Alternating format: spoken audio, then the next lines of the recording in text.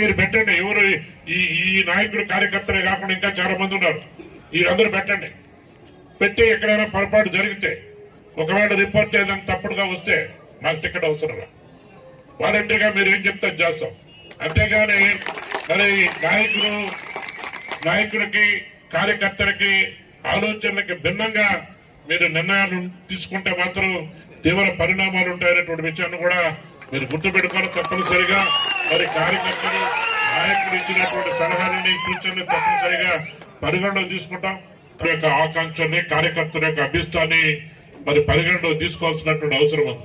ఈరోజు దినేష్ రెడ్డి నువ్వు చంద్రబాబు నాయుడు గారు చెప్తే నేను దినేష్ రెడ్డిని తీసుకొచ్చి ఇక్కడ పెట్టు. అటువంటి పరిస్థితుల్లో పార్టీ విధానానికి పార్టీ సిస్టమ్స్ కి కట్టుబడినటువంటి నువ్వు చంద్రబాబు నాయుడు గారు మీరు పిలుపునిచ్చి మరి దినేష్ రెడ్డిని మీరు పార్టీలో మరి యువతలో ఈ రాష్ట్రంలో మొట్టమొదట మరి టికెట్ గా ఇన్ఛార్జ్ గా ప్రకటించి అదేవిధంగా ఆశ కల్పించి జనాల్లో నేను అడుగుతున్నా, ఏదైనా ఒక చిన్న రిమార్క్, ఒక చిన్న ఏ సర్వే అయినా ఏ రిపోర్ట్ అయినా ఏదైనా ఒక్కటైనా దినేష్ రెడ్డికి వ్యతిరేకంగా వస్తే మేము మాట్లాడం. ఏదో ఎడాపెరిగా నిర్ణయాలు తీసుకుంటే రాబోయేటువంటి పరిస్థితులు దారుణంగా ఉంటాయి. ఈరోజు మా ఆలోచన ఒకటే, మాకు టికెట్ వచ్చినా రావడం కాదు. 20 సంవత్సరాలతోనే మీ అందరితోనే అవినాభావ సంబంధం, ఆత్మీయ సంబంధం. 2004 నుంచి కొంతమందితో, 2014 నుంచి కొంతమందితో, అంటే 10 సంవత్సరాలు కొంతమందితో, 10 సంవత్సరాలు కొంతమందితో ఇప్పుడు వేణుగోపాల్ రెడ్డి గారు చెప్పినట్టుగా కొంతమందితో 20 సంవత్సరాలు సంబంధం కలిగినటువంటి పరిస్థితుల్లో ఒకరికొకరు అవినాభావ సంబంధంతో కుటుంబ సభ్యులాగా మనందరం కూడా కలిసి మెలిసి అనేక సమస్యల్లో భాగస్వాములైన ఎన్నో అభివృద్ధి కార్యక్రమాలు చేసుకున్నాం.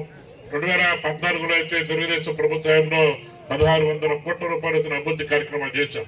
ఆ రోజు నేను కాంగ్రెస్ పార్టీలో ఉన్నప్పుడు సంగం బ్యారేజ్కి మొట్టమొదట ముఖ్యమంత్రి తీసుకొచ్చి ఆనాడు శ్రీకారం చుట్టాం.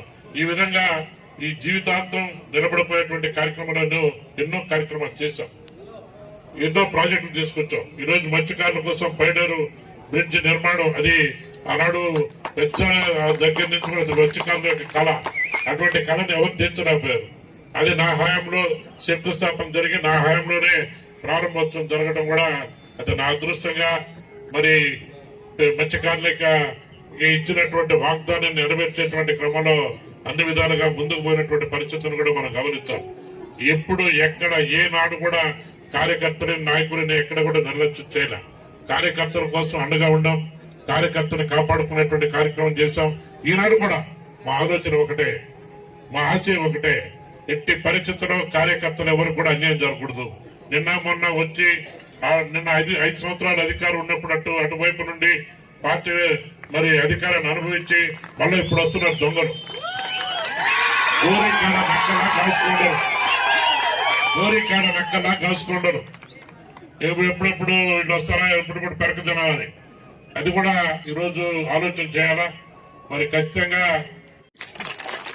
కానీ ఇంతమంది జనానికి మరి జవాబు చెప్పాల్సినటువంటి అవసరం కూడా ఉంది. అది కూడా ఆలోచన చేయమని కూడా ఈ సందర్భంలో నేను అధిష్టాన వర్గానికి, చంద్రబాబు నాయుడు గారికి, లోకేష్ బాబు గారికి, అచ్చెన్నాయుడు గారికి, పెద్దలందరూ కూడా ఈ సందర్భంలో మరి డిమాండ్ చేస్తా ఉన్నాం. ఇది విజ్ఞప్తి కూడా కాదు, డిమాండ్ చేస్తాం.